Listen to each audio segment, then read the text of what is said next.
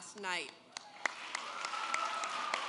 You know, President Biden laid out a bold plan to build a better America. And he came into office promising to find common ground and get things done. And he delivered on that promise when he signed the Bipartisan Infrastructure Bill into law. I was proud to be the one senator from the state of Wisconsin who voted for it.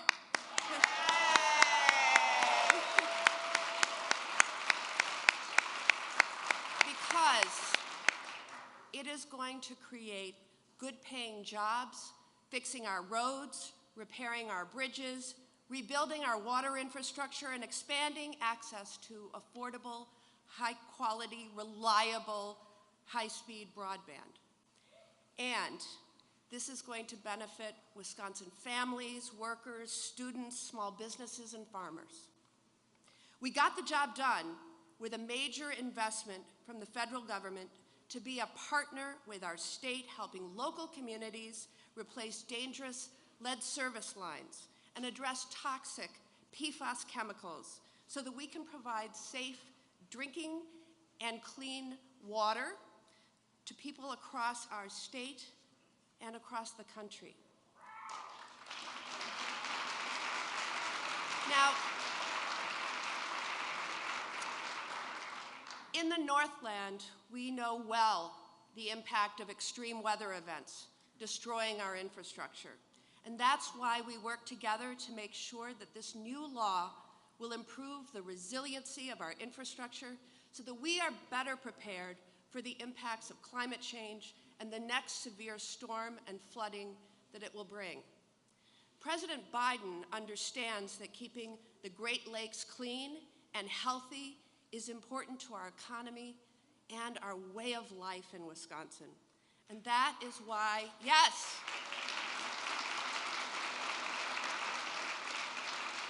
and that is why he recently announced $1 billion of funding from the Bipartisan Infrastructure Law to make sure our Great Lakes are protected and preserved for generations to come.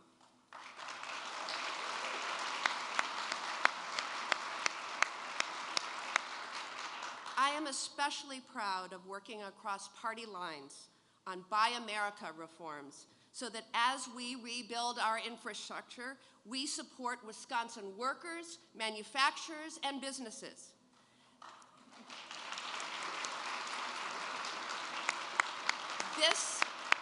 This will help us build and strengthen our Made in America economy so that our supply chains are housed here at home rather than outsourced abroad.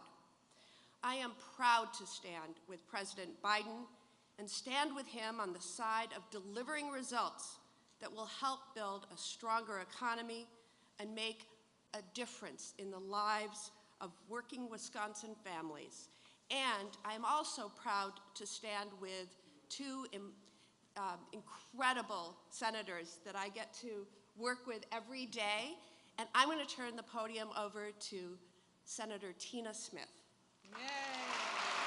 Thank you. Good afternoon, everyone. Thank you so much, Senator Baldwin. So last night at the State of the Union, President Biden brought the country together as we all stood in solidarity with the heroic people of Ukraine. And today it is great to be here with all of you in the Twin Ports of Duluth and Superior to see the result of his strong leadership to get our economy growing, an economy that works for working people in this country. Think about this. Think about this when people ask you whether you're better off than you were a year ago. 6 million more Americans are working today. They're back at work. Yes. Real income for families in this country has gone up, and we have the fastest growing economy since 1984. Now, President Biden would say that this growth is happening because of the extraordinary hard work and resilience of ordinary Americans, and he's right. but it is also thanks to his relentless focus on building an America that works for everyone. That is what we are here to talk about today. This is what the Infrastructure and Jobs Act is all about. Finally, improving the roads and bridges like the Blatnick Bridge that we drove over from Duluth to Superior, connecting our two communities. Improving ports like Duluth and locks and dams like we see with the Sioux locks, which we need so that our port and our economy works in the North Country. Cleaning up drinking water by getting rid of old lead pipes. And cleaning up and restoring our most precious waters, like Lake Superior and the St. Louis River, the ancestral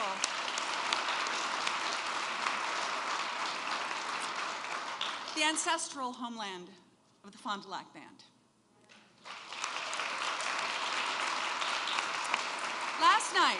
Last night, President Biden spoke with a clear eye about the challenges that we face as a country, but with great optimism about the courage and resilience and character of the American people. Coming from Minnesota and knowing a little bit about the people of Duluth and northern Minnesota, and also northern Wisconsin too, I think he is absolutely right. And Mr. President, we are ready to make it and build it in Minnesota and Wisconsin.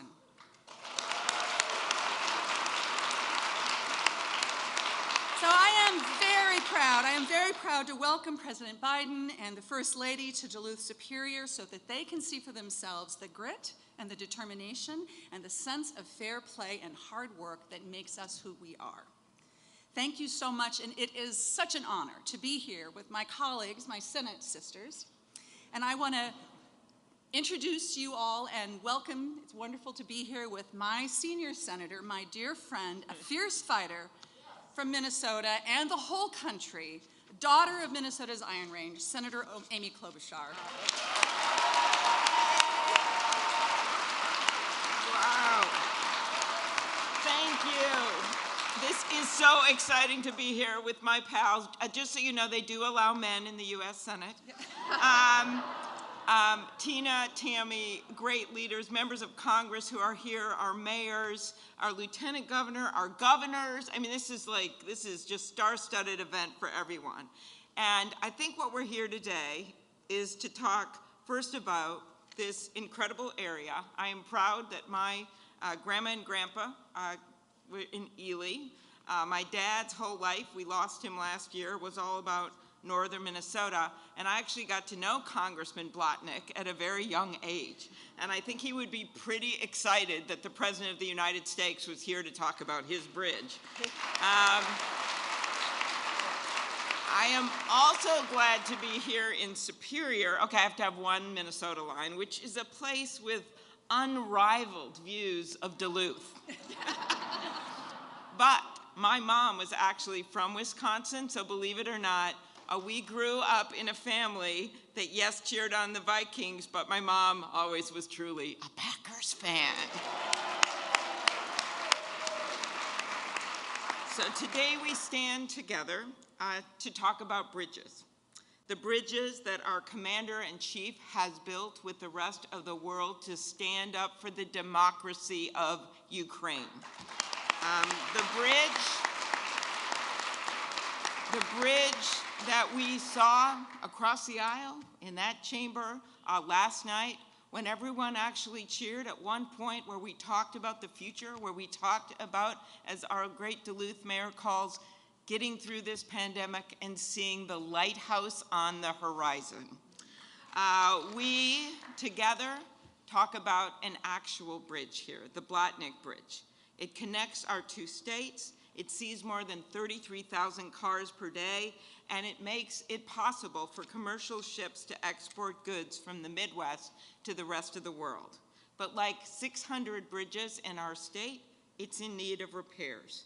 And we know how important it is in our region to have good bridges. We will never forget when that 35W bridge fell down on a beautiful summer day in the middle of the Mississippi River. 13 people died. And I said that day, a bridge should never fall down in the middle of America. Not a bridge that people drive over every day with their families, not a bridge that connects us across the Mississippi River. We worked across the aisle back then, we got the federal money, and we rebuilt it in less than a year. America can do this. We can come storming back from this pandemic, but we're only going to do it if we look on that horizon. And no one knows better how to look on horizons than people that live in Superior and Duluth. We are here today to celebrate a president and a first lady that never give up. And they have come on a pretty cold day, so we're going to give them a warm welcome, right? We're going to give them a warm welcome because the president did not give up on this bipartisan infrastructure bill. Not when a lot of people thought it couldn't get done, he believed it could. It got the support of every Senate Democrat and 19 Senate Republicans. And we are here today to talk about the investment not only in this bridge, but in broadband, in this incredible port of our twin ports, and in the future for this region. I am looking to the horizon, and I want you all to do the same, because we are coming out of a real tough year, and we're going to do it by crossing this bridge together. Thanks, everyone.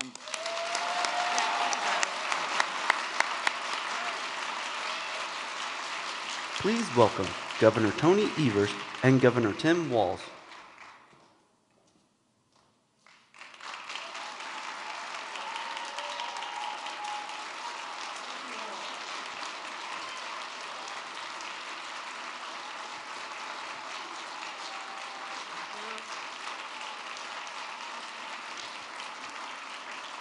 Well, thank you all.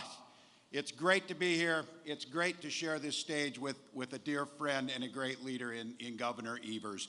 Mr. President and Dr. Biden, welcome to this great part of America. And to the President, thank you for the words last night.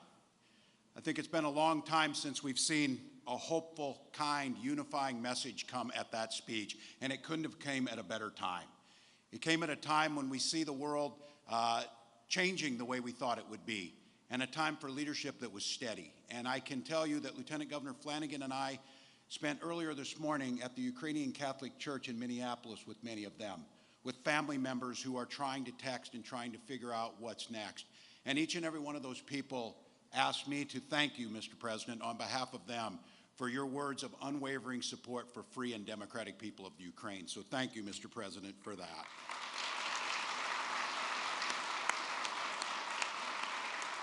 To our senators and to our members of Congress, as a governor and as all of the governors would tell you, thank you, thank you, thank you for the bipartisan infrastructure bill. It changes lives. There are few pieces of legislation of such consequence. The hundreds of bridges in Minnesota and Wisconsin, the thousands of miles of roads, the broadband infrastructure, the cleaning up and the protection of our Great Lakes and our environment, a movement towards a clean energy economy so our children can go to school on zero-emission buses, so our buildings are continuing to reduce our carbon footprint, and this part of the country is continuing to lead. That's what the bipartisan infrastructure bill means. That's what it means for each and every one of us, but it's about future generations. I had the privilege of serving for 12 years in Congress, and I had the privilege of serving on the Transportation Committee. And I'm going to use a point of personal privilege at this time. I can guarantee you one person who's not with us who would have been the happiest person you'd ever seen was Chairman Jim Oberstar from the great state. No one. And he talked about building something lasting. He talked about building something for our children. He talked about the vision that we needed. That's exactly what this bill did. That's exactly, as governors, what we can put to use. And it's exactly, as you see and you'll hear from this, of American workers with American steel building America's future together. That's what this bill was about. That's what the President's address last night told us. Our brighter days are ahead of us. We know that there's challenges, but the key that you saw is there's nothing we can't do if we just decide to put our minds together on this. And I said, coming here with Governor Evers, we joke a lot. I make a lot of bets on football and lose. I will admit that. So it's no more. That's it. It's a good Minnesotans there. But we know that our shared heritage, the folks who carved out this land, the folks who made the twin ports up here, a critical piece of the infrastructure. When we're in Europe, they talk about these ports and the connection it makes on trade and the things that will happen. All of those opportunities are out there, that clean energy economy, that new future, and it was dependent on this piece of legislation, and it was dependent on the shared vision. So I'm grateful to be here. I'm grateful to the President. I'm grateful to our members of Congress, to our mayors, who the sense of pride that they feel in this area that we all feel. It's amazing. And I said I get the chance to introduce Governor Evers, and I asked him what you'd like me to say. He said, oh, it's pretty simple, that I'm just the best looking, most effective governor in the Midwest. Tony Evers.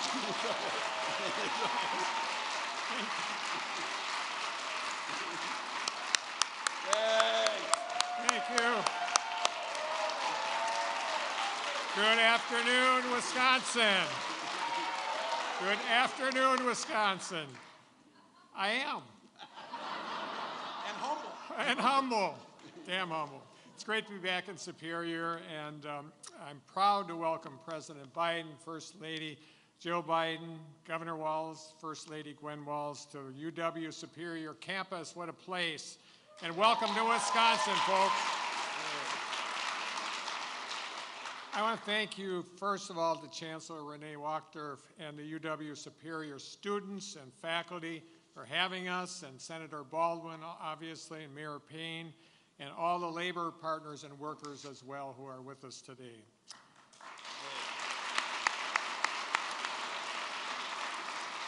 You know, it's clear from the President's speech last night that he's committed to building an economy that works for everyone. And guess what? Investing in our infrastructure is at the heart of that. And that's why we've been working to invest in our infrastructure here in Wisconsin. Our roads and bridges in Wisconsin have suffered for years and years because of lack of a meaningful investment in our state's transportation infrastructure. But when I ran for governor, I ran on the promise that we're going to fix the damn roads. Yay. Yay.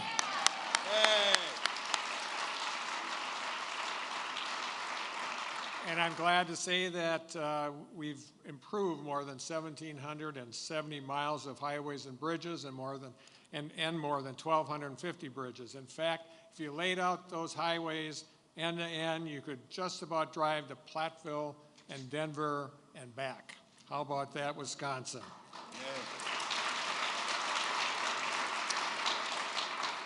And we were also able to keep all 375 transportation projects on track during the 2020 construction season, which meant that we were able to receive $105 million in federally redistributed highway dollars from other states. Yeah. To invest back in our infrastructure, and thanks to those other states, I know Minnesota used theirs up, so it wasn't Minnesota. Keeping these projects on track were not only important about improving our roads, but ensuring people are able to keep working, and businesses were able to stay afloat, and folks were able to provide for themselves and their families. And that right there is the crux of this issue. By investing in infrastructure, we're not just investing in safer and more sustainable roads and bridges. We're investing in a stronger and more resilient economy, and in jobs and small businesses and communities. It's the connecting dot. We're headed in the right direction, but we have far more to do, and we're going to need help from the federal government to do that. Thankfully, help is on the way. With this bipartisan infrastructure law, there are several $1 billion coming our way to build on the progress that we made in fixing our roads and highways. This is once-in-a-generation investment, folks, and we are hoping to put that investment to good use with projects like reconstructing the Blotnick Bridge. This bridge is one of only 2 connections between Duluth and Superior, and more than 30,000 vehicles cross that every single day. But 60 years of exposure to the elements have led to corrosion and damage, and since 2018, the bridge has been required to be refixed every 4 years and have annual inspections. And without significant additional funding, the bridge will continue to decay and eventually be closed. Thankfully, the federal bipartisan infrastructure law is providing at least $225 million to each of the states for bridge replacement and rehabilitation projects, and will be able to compete for the bridge investment program for larger projects. And after today, Governor Walz and I had a chance to talk to the president about this project, and I hope the president might be able to put in a good word for us.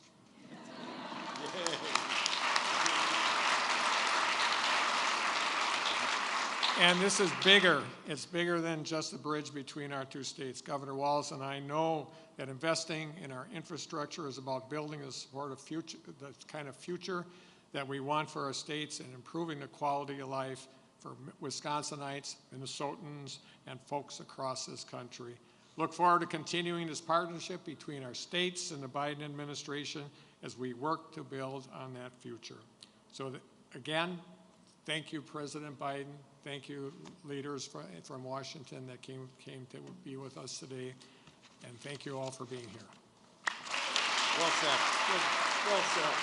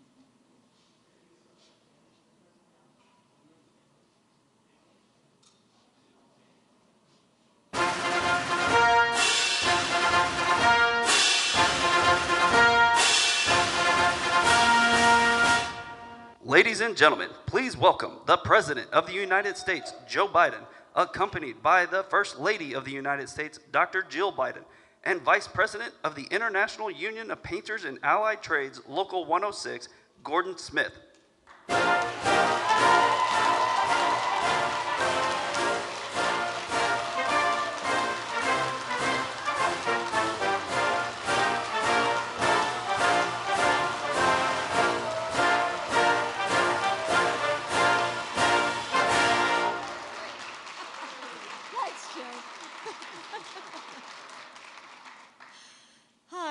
Hi.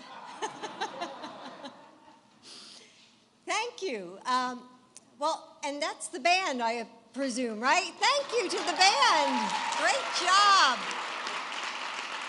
Great job. You know, it's wonderful to be in Superior and Duluth, and places that mean so much to Joe and me, and with all of our friends. Governor Walz, Tim, and Gwen, we were just together at a child care event just a couple weeks ago. Tony and Kathy, thank you for welcoming us.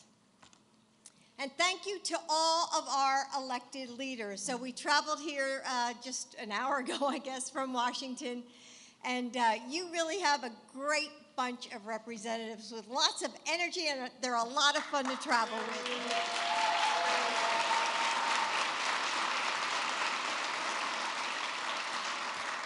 On another cold winter morning, much like today, I held our family Bible and watched my husband take the oath of office. In that moment, he was the man I fell in love with so many years ago, a father of... Okay, all right.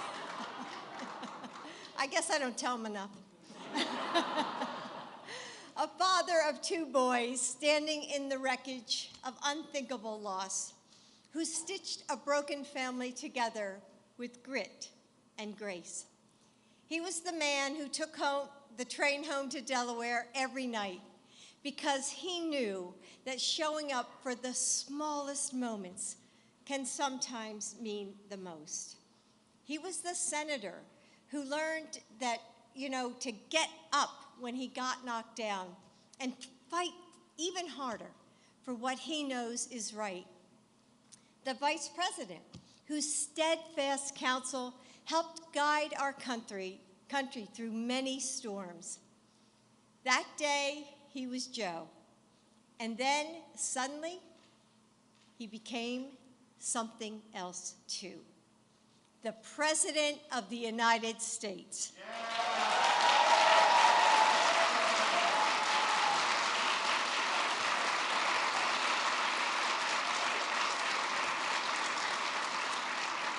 It felt like Americans across the country were holding their breath in the aftermath of 4 years of chaos. But as Joe stood there, shoulders back, eyes shining with fierce optimism, I could see his determination to bring us together, to lead us forward to a better America. And every day since, he has worked to do just that. Millions of families have been able to send their children back to school and find jobs and catch up on bills. They've been able to finally take a breath. We still have a long way to go. Our world faces incredible challenges, but things are so much better. You were right to put your faith in Joe Biden a year ago.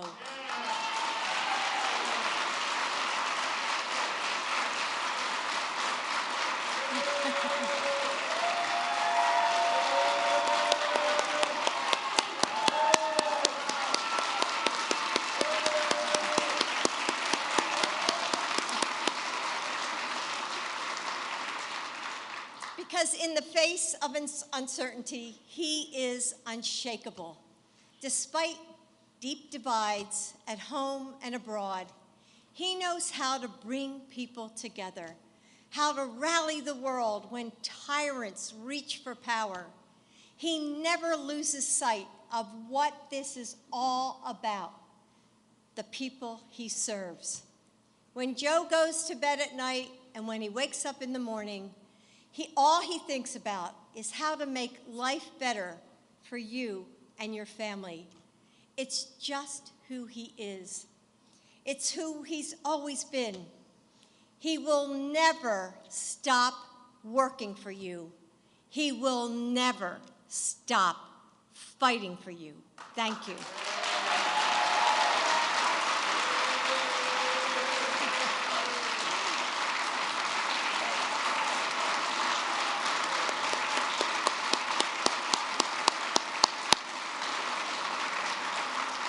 Now, I want to bring up our next speaker, a painter, a father, a mentor, a man who knows the meaning of Union Strong.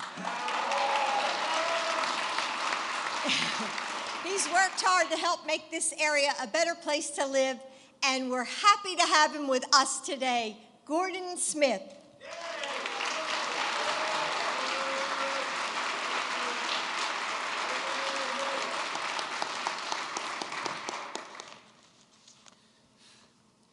My name is Gordy Smith, and I'm a member of the International Union of Painters and Allied Trades, District Council 82, Local 106. I am honored to be with you here today. I've been a painter for 31 years, but I started as a non-union painter. I became a member of the IUPAT when our shop was organized in the early 1990s. I was younger at the time and didn't understand unions, but taking that action really made my life better for me and my family.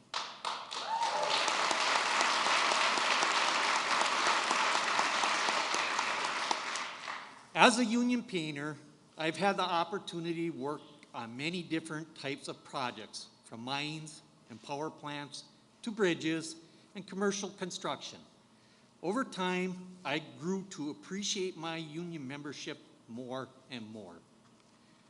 Being part of the IUPAT meant that my wife, Barbara, and I were able to raise our son, Michael, and help put him through college in a certified auto tech program. Now he has a good union job too. Being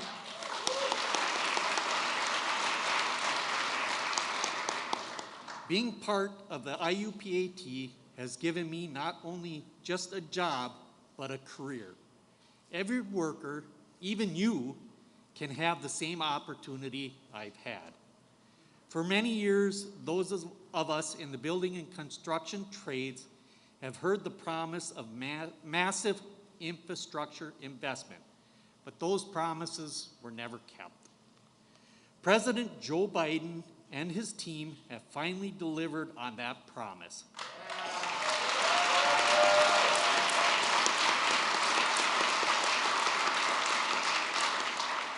The bipartisan infrastructure bill gives us the opportunity to rebuild our crumbling infrastructure and put another generation of people to work in the process.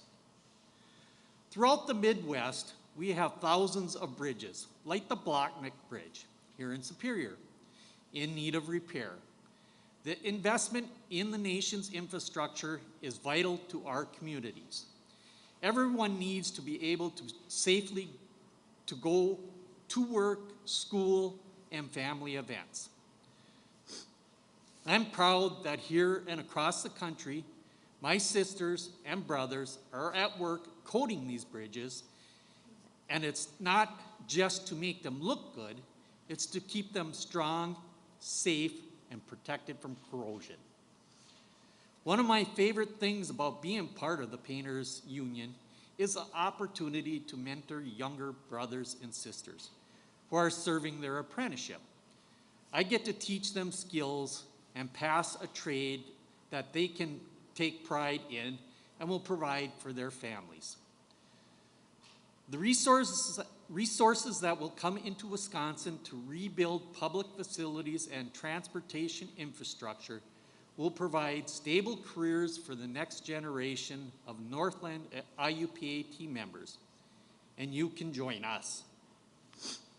I'm not someone who often gets up in front of people to share a piece of my story, so I certainly never thought one day I'd share the stage with the president.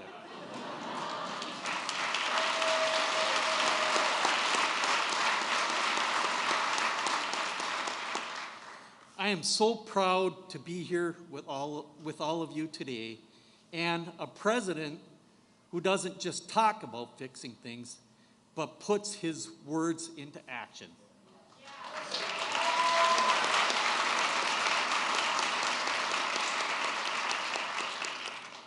Ladies and gentlemen, it is my honor to introduce the President of the United States, Joe Biden.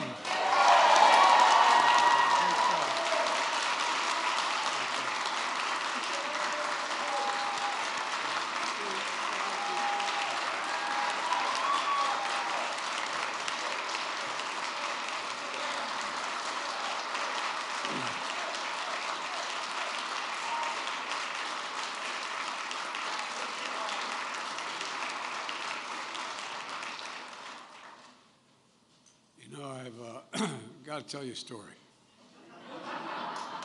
Hadn't planned on this.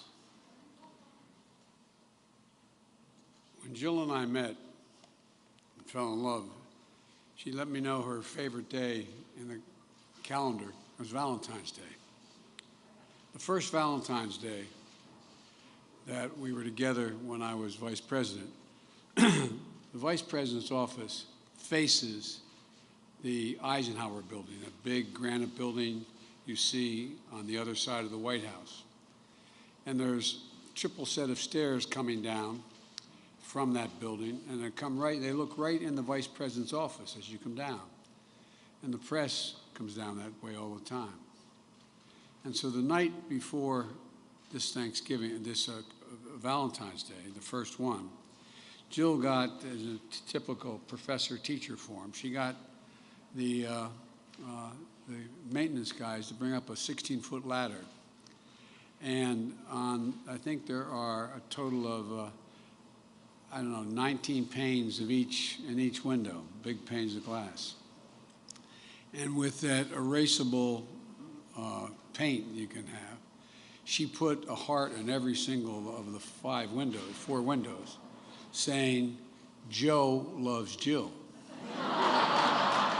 And that night, my press guy got a call from CBS Morning News. Would I be on CBS Morning News to talk about Valentine's Day? He said, "You ought to do it." So I did, and while we're getting ready in the office, all the lights are down, and I think I've told my colleagues in the House, the Senate, this story. While it's dark, they're fixing the lights, and I'm sitting knee to knee with a woman named Juju Chang, who used to work for CBS. And while they're fixing the lights, she looks at me, she says, "Everybody says you and your wife have a great love affair." And I said, "I think so." And I said, "But everybody knows I love her more than she loves me." And she responded, my word, "That's what everybody says." And then she said she had done a study that she had been on, I guess, 2 or 3 parts on the morning show over a period of weeks before. And I think, don't hold me to this, I think it was Yale and Stanford had done this study. What makes marriages last the longest and the most romantic? You can always tell when the couple is not only in love, but when it's romantic, no matter how old they get. And she said, "You know what it is?" I said, "No." She said, "It's when the husband loves the wife more." I want to tell you, Julie, this was worth the trip to come out here today. Thank you. Thank you, thank you, thank you. If the Secret Service agents weren't sworn to secrecy, they could tell you they've never heard anything like that said from a podium by Joe. I love Wisconsin and Minnesota. Thank you. Thank you. Hello, Wisconsin. If you can hear me across the river, hello, Minnesota. I'm Jill Biden's husband, Joe. And Gordon, thank you for that introduction. And Governor Evers and Governor Walz, and thank you both for welcoming to both your states. And Mr. Mayor, Jim Payne, thank you for the passport. And Emily from Duluth, the mayor of Duluth, when we got off the plane, I don't think she had a coat on. She had on I tell you, you're a tough kid. Thank you for the passport to both your cities. And thanks for 3 outstanding senators. And I mean that sincerely, all friends. Tammy Baldwin, Amy Klobuchar, Tina Smith, and Congressman Mark Pacone and Ron Kine. You got a hell of a delegation, all of you. Last night I was with your senators and representatives along with their colleagues in Congress to speak about the State of the Union. Together, we sent an unmistakable signal to Ukraine and to the world that we, the United States of America, stand with the Ukrainian people. We stand with them.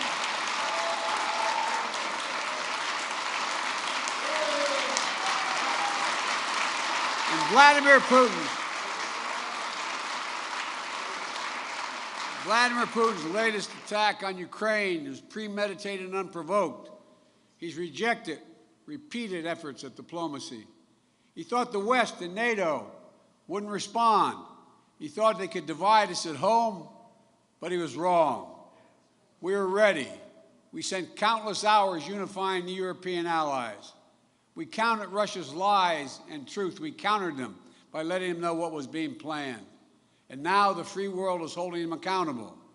Putin is now isolated from the world more than ever, and will continue to aid the Ukrainian people as they defend their country and help ease their suffering in the process. When history of this era is written, Ukraine will have left Russia weaker and the rest of the world stronger. Folks,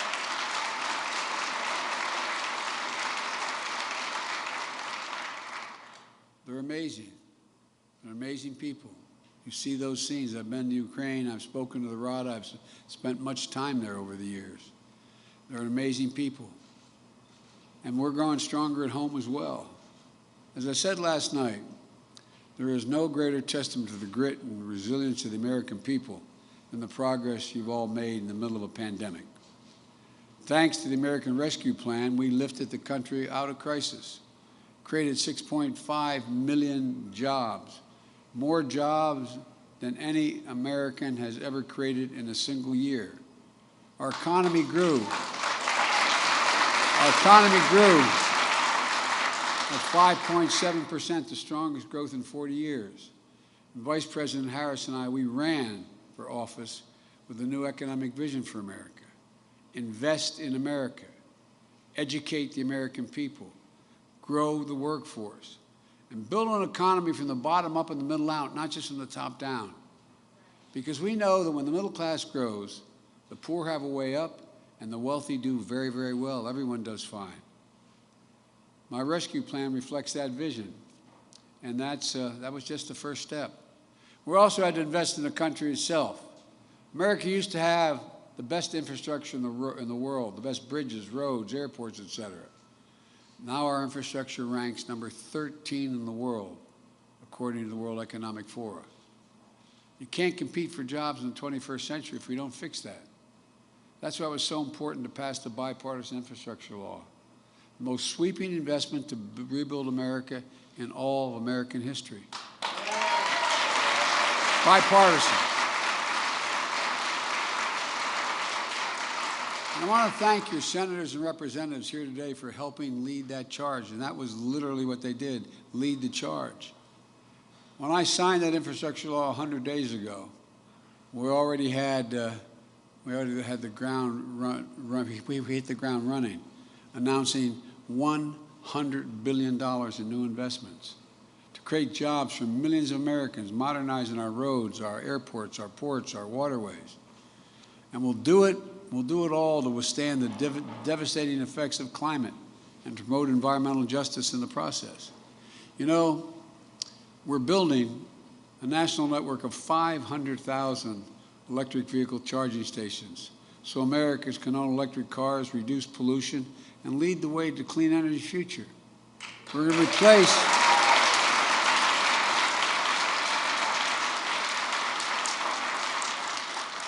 that legislation is going to allow us to replace all the lead pipes in this country so every child can turn on a faucet at home or in school and drink clean water.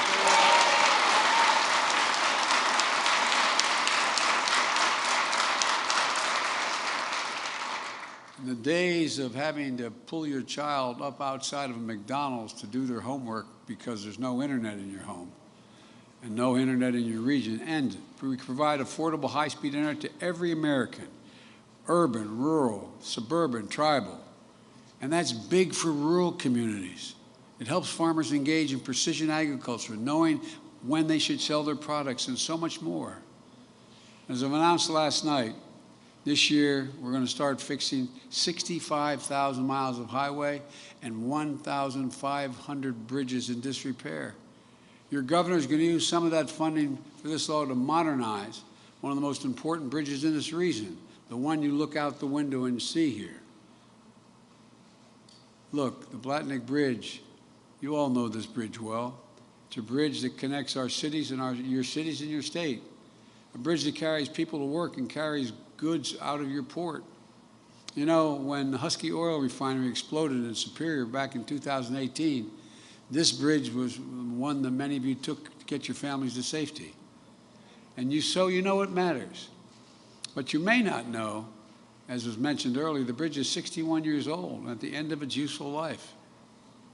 The corrosion over the years has lowered the weight it can sustain and safely handle. And by the way, I wasn't long ago, you may have seen in all the news clips, I was in Pittsburgh.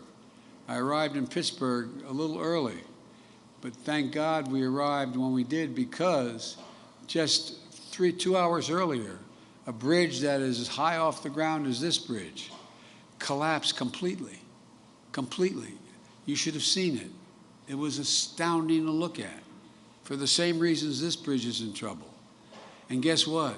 Thank God there were only a few vehicles on the bridge. No one was killed. You should have seen it. It was astounding how no one died.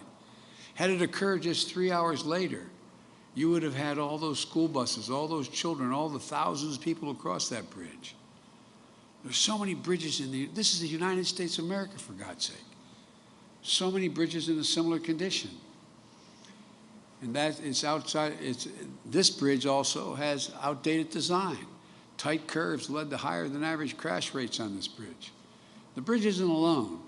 There are 979 bridges in Wisconsin, 661 bridges in Minnesota in poor condition, along with nearly 7,000 miles of highway between your two states that need repair. And now, after years of talking about infrastructure, we're finally getting it done. Finally. And by the way, instead of Infrastructure Week, we're going to have an Infrastructure Decade. Decade. Look.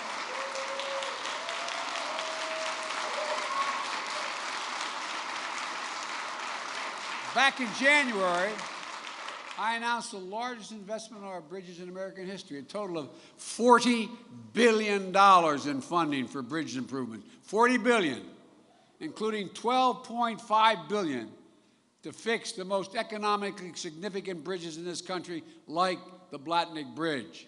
And on top of that, over the next 5 years, based on formula funding, the Bipartisan Infrastructure Law will provide Minnesota an estimated $5.4 billion and Wisconsin $5.4 billion for highways and bridges. We sure don't want you to miss any of the Vikings-Packer games. Oh, man. You guys talk to one another? Well, we don't much in Philadelphia and Pittsburgh, but that's a different story. In addition, even more funding is available to the states through competitive programs. So I believe your governor are going to put their heads together and secure the funding they need to finally get this done. Putting hard-working Americans on the job, rebuilding this bridge with U.S. steel, keeping commerce flowing freely, and keeping families in Superior and Duluth safer and better connected. But this legislation is about much more than the bridge or the bridges. It's about opportunity. Opportunity across the region and across the country. Investing in your port, your airports, and more. This isn't just about bridges and highways. It goes much beyond that. And I'm here at the intersection of all of these things. Your airport, your ports, the river, the lake, the bridges, the highways. It's also about the historic investments we're making in the Great Lakes. I don't have to tell anyone here. I went to school and I grew up on one, not grew up, but I lifeguarded on one of the Great Lakes out in Syracuse, New York. The Great Lakes provide drinking water for 41 million people. They support more than 1.3 million jobs. And 2 weeks ago, I visited Lorain, Ohio. And I announced an investment, something we've been promising a long time, all the places that have to be repaired, both in Canada and in the United States. But I announced $1 billion from the Bipartisan Infrastructure Law, accelerating cleanup of sites where polluted waters and wastewater treatments have given the Great Lakes and put them at great risk, including the St. Louis River, which flows between your states. One study found that for every dollar spending cleaning up the Great Lakes, we generate $3 to $4 in economic benefit. It's a good investment. And it's badly, there's more fresh water in these lakes than any other single place in the whole world. Folks,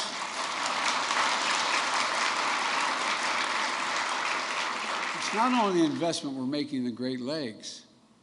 On the opposite end of Lake Superior, from where we stand, the Sioux locks connect this lake to other Great Lakes. Those locks are a gateway connecting the things that we make here in this country to the rest of the world. 7,000 vessels And 90% of America's iron ore moves through those locks every year. That ore makes nearly all the high-strength steel that goes into American-made cars and appliances. In January, I announced nearly $500 million to upgrade the Sioux locks, moving goods faster while reducing costs, creating a hell of a lot of jobs and maintaining them. We're also doubling the investment we're making in our ports, including the Port of Duluth Superior, which was awarded an $8.4 million grant to make critical improvements.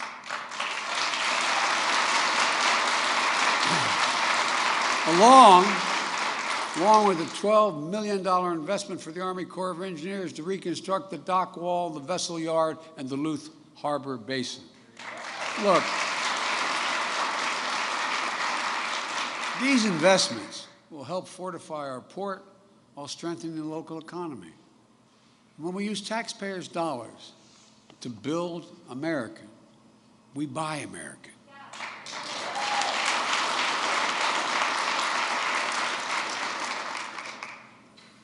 For a long, long time, since the 30s, there's been a law saying when the President of the United States spends taxpayers' dollars on American projects, whether there's an aircraft carrier or railings in a public building, when they buy those products, they should buy American. But there's been an exception in the law up to now. It says that if, in fact, the product is not immediately available in the United States, they can buy it abroad. The federal government spends about $600 billion a year to keep this country safe and secure. And that law has been on the books, as I said, for almost a century. Taxpayers' dollars. But guess what? In my administration, the entirety of it, from beginning to end, has to be built and made in America to be used. Not a joke. We're actually doing it. We will buy American and make sure everything from the deck of an aircraft carrier to the steel on the bridge is made in America. Look around the country. American manufacturing is coming back. Once again, we're seeing the pride that comes with stamping products made in America. Companies are choosing to build their new factories here, when just a few years ago they would have built abroad. Ohio Senator Sherrod Brown, as my Senate colleagues will tell you, he had a great saying when we announced what was happening in Ohio, I should say. He said, "It's time to bury the label Rust Belt." Well, that's what we're doing. As I said last night, Intel is building a $20 billion semiconductor megasite just outside of Columbus, Ohio. Up to 8 state-of-the-art factories in one place. And by the way, the people who be working in those factories, you know what he told me their average pay is going to be? $135,000 a year. 10,000 jobs, and most of them union jobs.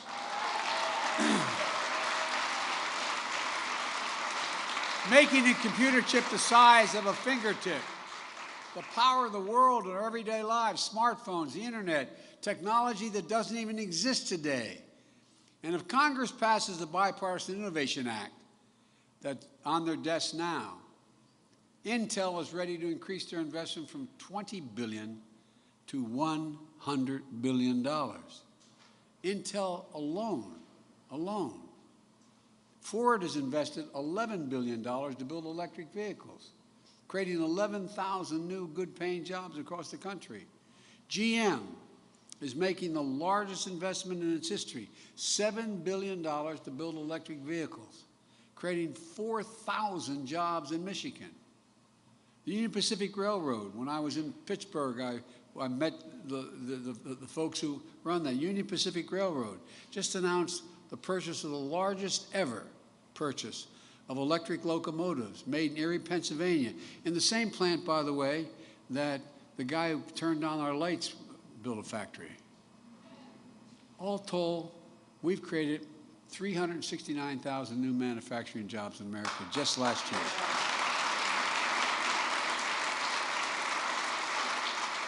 Don't tell me we can't be a manufacturing center again. We can.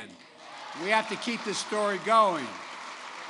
Well, we know that despite this historic recovery, too many families are still struggling with higher costs. I get it. Our top priority must be getting prices under control. Look, our economy roared back faster than most predicted, but the pandemic meant businesses had a hard time hiring enough help to keep their workers in the production. The reason why the cost of housing went up in new housing is because no one was there to make sure they had the 2x4s to be built, to build the homes, because people weren't in the factories. And because people were making a lot more money than before, there was a lot of cash at hand, and they did not use that cash to go out to the restaurants or go on vacation. They used it for hard products. And the pandemic disrupted global supply chains. When factories close, it takes longer for goods to get from the warehouse to the stores, and prices go up. Look at cars. Last year, there weren't enough semiconductors to make all the cars people wanted to buy. They had the money to buy them. But there weren't literally enough cars, because we invented those chips when we went to the moon, but we didn't make them anymore. They're made in the rest of the world. So prices went way up. 1/3 of the reason for inflation was the cost of these additional cost of automobiles. So we have a choice. One way to fight inflation is to drive down wages and make Americans poorer. I have a better way to fight inflation. Lower your cost, not your wages.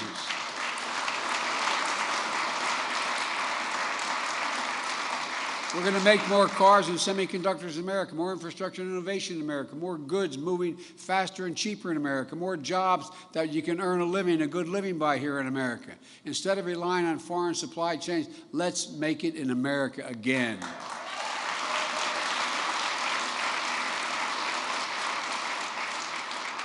There's a lot more to my plan to lower costs and lower the deficit. By the way, we're going to lower the deficit by $1 trillion this year. These guys talk about how they always are worried about us spending. We're lowering the deficit. No one's ever done that. But look, I've kept you long enough. There's a lot more I'm inclined to say, and I don't want to get going. I don't want to get wound up here. But let me close with this. Look, I am truly more optimistic about America today than I've ever been. I really mean it. We're on a path to win the economic competition of the 21st century that we face with the rest of the world. I told Xi Jinping, who I'm told I've met with more than any other world leader, that it's never been a good bet to bet against the American people, never. Given half a chance, they have never, ever, ever, ever let the country down. We're the only nation that has always turned every crisis we've faced into an opportunity. No other nation you can name has gone through a terrible circumstance and come out at the other end worse off than they were before the circumstance occurred. We're stronger today than we were a year ago. And we're going to be stronger a year from now than we are today. So let's keep building. Let's continue to give families a fighting chance. And let's meet this moment together. Folks, one last thing I'd like to say to you. The other reason why I'm so optimistic is because of the younger generation. You know, we are a country that is very diverse. And for the longest time, and we still have some serious resistance to diversity in this country. But guess what? The younger generation doesn't feel that. The generation that goes to this university, the generation that's in high school and up through age 30, look at them. Look at how they interact with one another. They make no distinctions based on race. They make no distinctions based on gender. Think of what's happening. One of the things that I'm confident about is they are together, and they want the nation to be together. And one of the things I promised I would do, and I've gotten criticized for it, but I'll just flat out admit it, and I'm not going to stop. My administration is going to look like America. Look like America.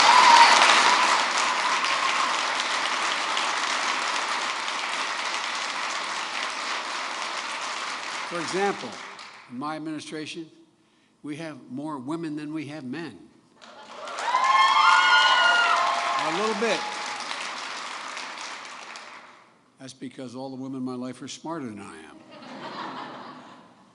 We also have the greatest diversity we've ever had. Look, folks,